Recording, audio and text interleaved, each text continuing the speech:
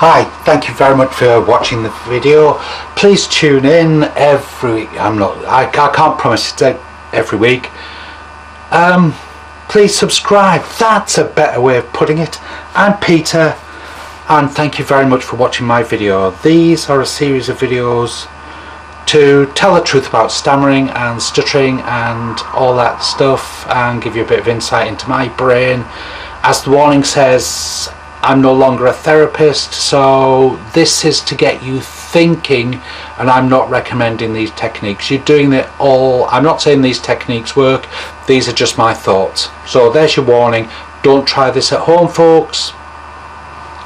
This video is entitled How Parents Cause Stammering. And they do. As an NHS therapist, I had to say, don't worry, parents don't cause stammering. Long explanation for that. I can guess, because if parents believed they were responsible for the stammer, they wouldn't take their kids to stammering. But let's start with part one. A stammer and a disfluency are two totally separate things.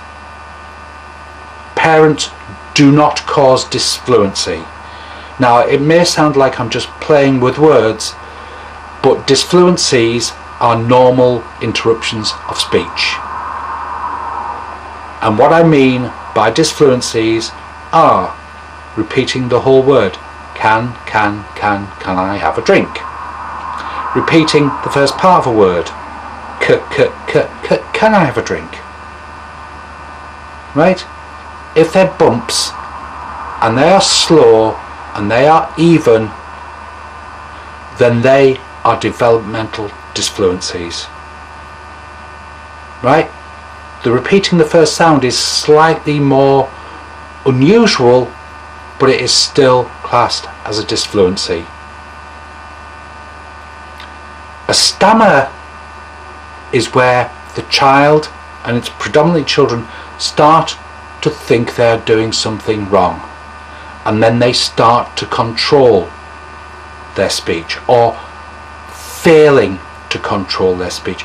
Now, I believe that speech therapists, by not making this distinction, are leading to a lot of old wives' tales, and the main one is, I just told my child to slow down and they stopped.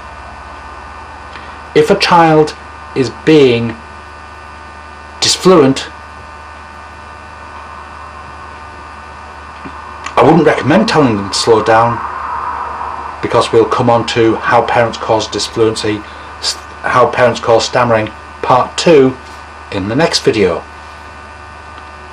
So what is a stammer? A stammer is where a person or a child is putting effort into stopping the disfluency. And in all my working career, this was emphasized so many times. Right?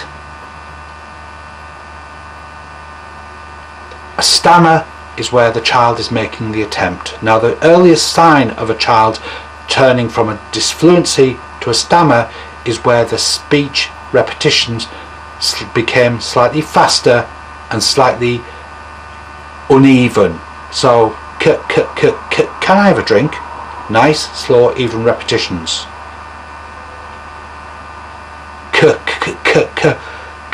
Can I have a drink? Is a stammer. That was the first stage. And I've sat in clinic working with children, and I've heard them turn from a disfluency to a stammer.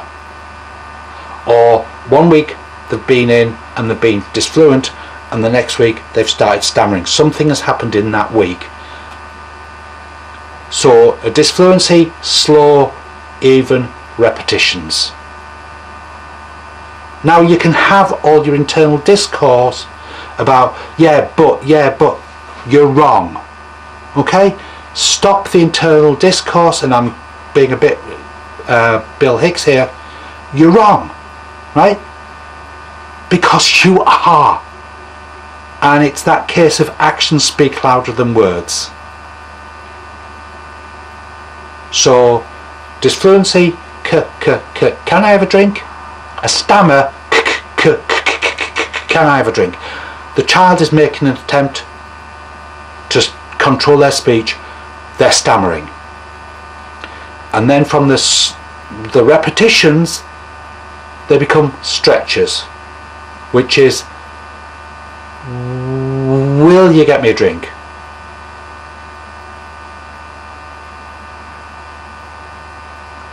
And that coincides or can progress onto what we called blocking, which was, you can see the lips going to make a sound, or you can see the child articulating, but nothing is coming out.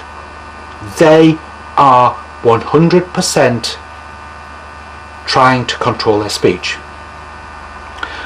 And the worst or the most severe type of stammer is where the child changes word, or the adult changes words. They know they're going to get stuck, so they change the word. So for instance, if they were going to ask for a drink, they'd go, can I have a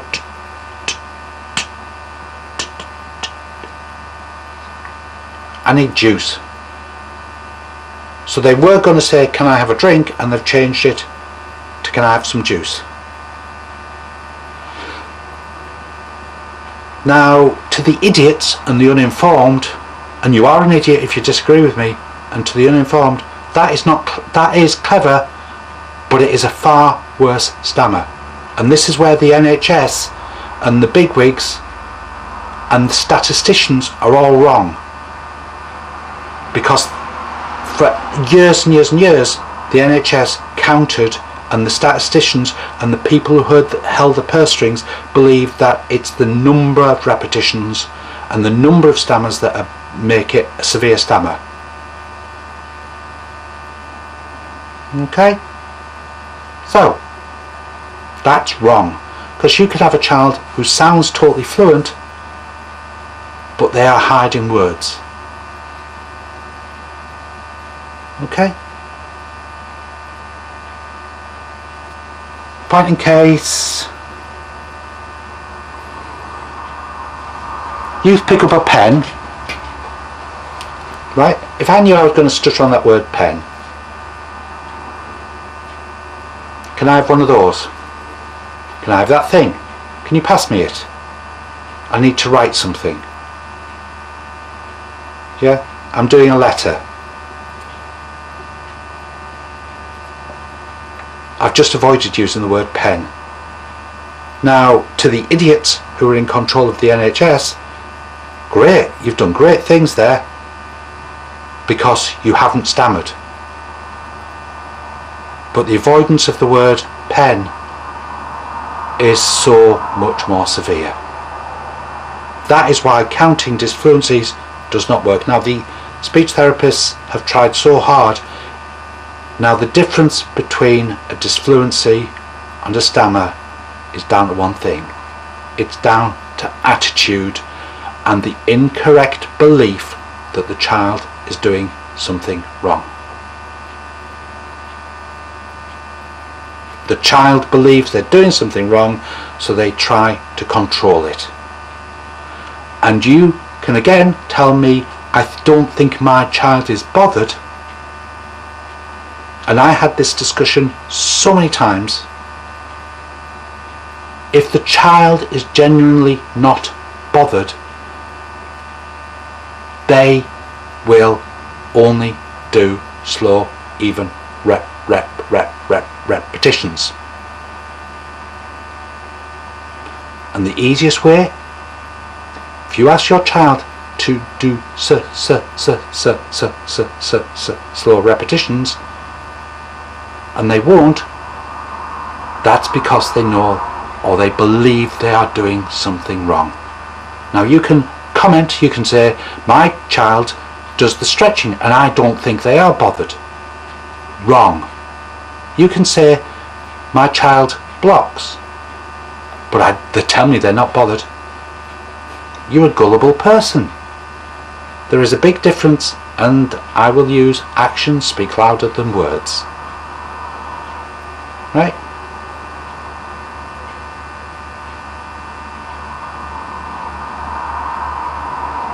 If you ask somebody who's scared of spiders to pick up a spider and they say, oh, I don't want to, it's dirty,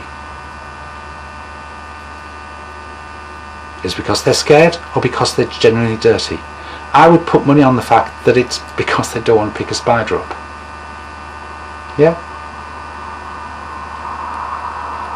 The second video, and the video we're coming on to next time, is how parents cause stammering. Thank you very much for watching. Please comment, please subscribe, you might learn something. Oh, and the other thing is, all these videos are aimed at promoting my film called James and the Giant Speech. That's why I'm doing these videos now. Yeah, I've quit treating, quit all that nonsense because the NHS is a joke and they want rid of all the experienced therapists because they're too expensive. So I've gone into screenwriting. The film I'm going to be showing on James and the Giant Speech is a film I'm in the process of writing. So please subscribe to that as well. Thank you very much. Bye bye.